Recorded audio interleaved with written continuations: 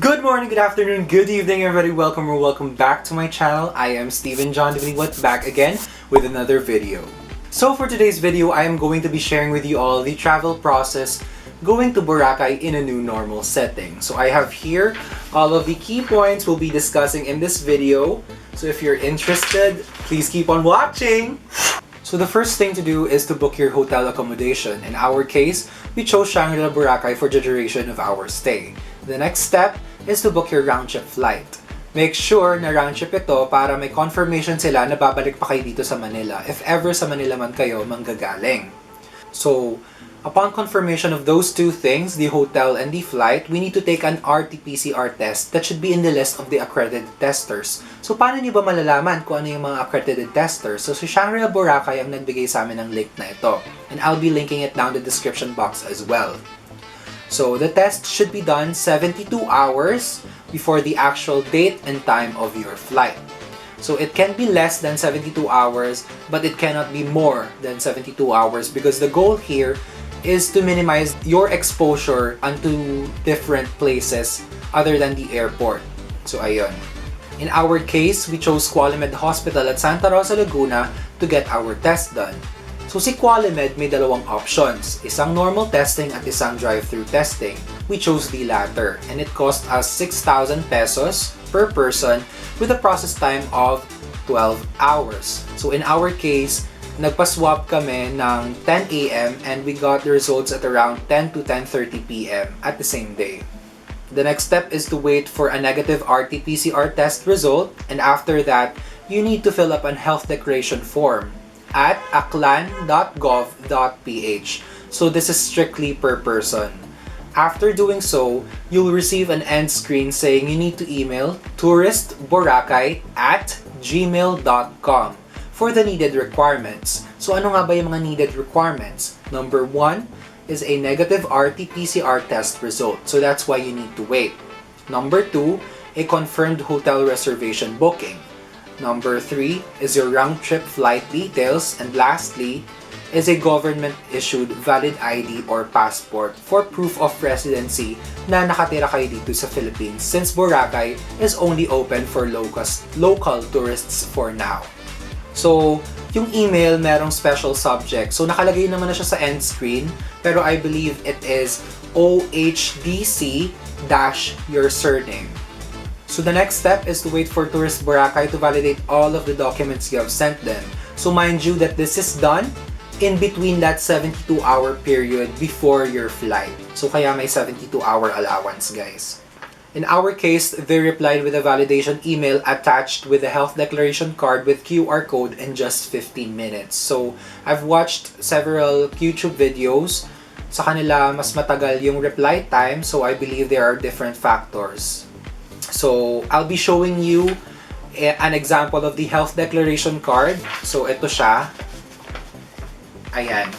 Ito yung ibibigay sa inyo ni Tourist Boracay na kailangan yung i-print. So, keep in mind na this QR code is unique per person. So, ayan siya. There you go. So, the next step is to print out all of the required documents so you would have a smooth, free-flowing travel. So, ano-ano nga ba ulit yung mga required documents? Number 1, the negative RT-PCR test result. Number 2, airline booking confirmation. Number 3, confirmed hotel accommodation. Number 4, health declaration card with QR code. And number 5, a government-issued valid ID or passport. So, ayan, kapag successful na kayong gawin ng lahat and na-print nyo na, maghintay na lang kayo to the day of your flight! 72 hours later. Ayan, so upon entering Ninoy Aquino International Airport Terminal 2, the security guard has checked the documents I have previously slated. Upon double-checking, we are let in. After going through the first x-ray, we headed straight for check-in by presenting all of our documents. So ours kasi was compiled in a clear plastic envelope. So ayan, binigay lang namin to dun sa girl sa check-in counter and siya na ang nag-double verify. So ano-ano nga ba ulit ang laman? Meron tayong health declaration card, negative RT-PCR test result, Shangri-La reservation confirmation, confirmation document for our flight, and lastly, your e-ticket, pati na rin yung mga passports and valid IDs. So, that's that. So, while she was double-checking, verifying the documents, and checking us in, meron trace QR code dun sa tabi. So, kailangan nyo siyang i-scan. Meron naman siya for both Android and iOS. So, it works both offline and online. Pero kailangan nyo mag-online para mag-work yung contact tracing.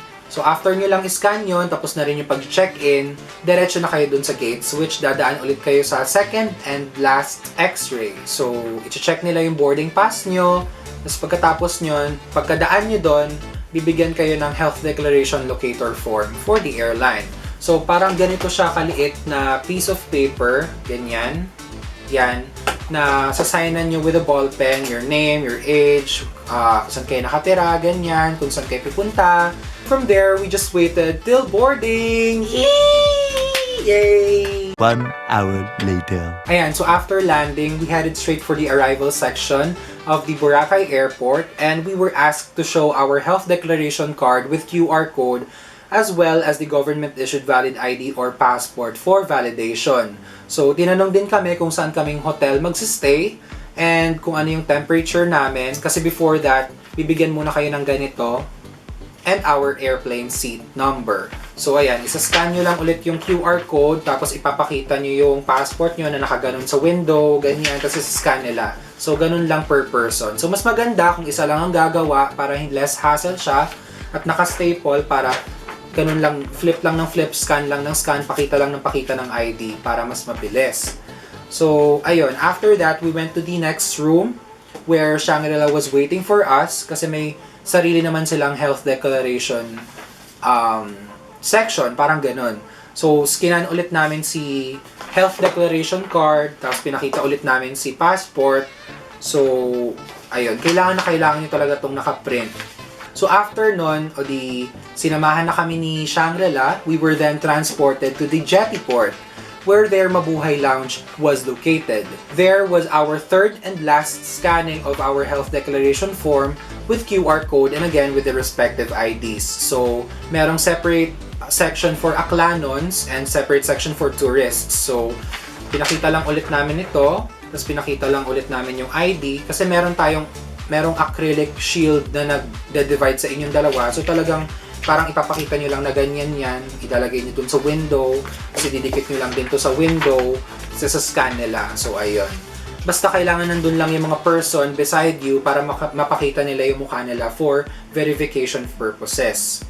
So after that, we headed for Shangri-La's Mabuhay Lounge para siyang receiving area for guests, and as soon as we were ready to board the speedboat, we headed straight for the resort!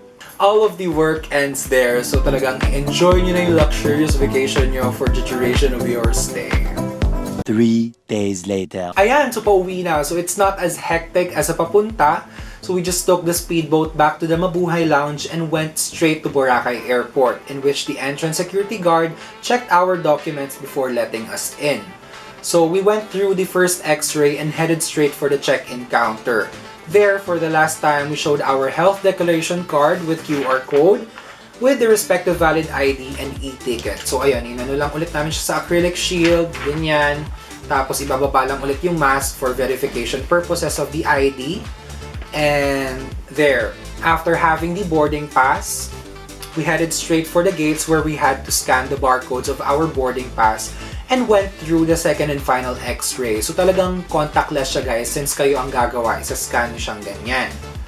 Tapos, we waited for our boarding and we had to cut the small end part of our boarding pass before we are let into the bus transfer going to the airplane. So ayan, ito siya. Tapos dapat merong small piece of paper pa dito. Kinat lang namin siya. Tapos, nilagay namin siya sa isang basket, tapos diretso na kami dun sa bus, going to the airplane. There. So, ayan. Lipad na. 1 hour later. Arriving back at Ninoy Aquino International Airport Terminal 2, there wasn't much to do. So, kinuha na lang namin yung check-in baggage namin and went straight home. Whee! So, before I end this video, guys, gusto ko lang i-share sa inyo yung mga essentials na kailangan yung dalhin during your travel. So, one is a face mask. So, ayan, maraming face mask since magpapalit kayo during the duration of your stay. Ayan, face mask plus the mask case. So, ito, optional lang naman to, pero nabili ko to sa Lazada, mask case siya. Ilalagay nyo lang sa loob yung mga mask nyo para may lalagyanan, ganyan. Tapos i-close nyo lang, tapos lagay nyo sa bag nyo, ganon. So, another thing is a face shield. There. So, mas prefer nila na ang face shield nyo ay buo, yung talagang cover, talagang face shield, hindi half face shield. Kasi di ba may mga face shield na yung ganito lang, yung ganyan lang yung nako-cover. So, another thing is a alcohol. Next is a ball pen. So, para hindi na kayo manghiram and less contact sa ibang tao, ganyan. So, magdala kayo ng sarili nyong ball pen. Tapos, your printed documents is the most important talaga. Ayan, yung mga documents nyo. And your mobile phone for the Trace app. And lastly, another optional is your PPE for an extra barrier shield, ganon. So that is it for today's video. I hope you guys learned a lot watching this video, and if ever you're going to Boracay, I hope you enjoyed the duration of your stay. And if you like this video, please leave a thumbs up down below. Subscribe na rin kayo and click that notification down as well para naman ma-notify kayo whenever I upload something new again. See you on the next one. Bye!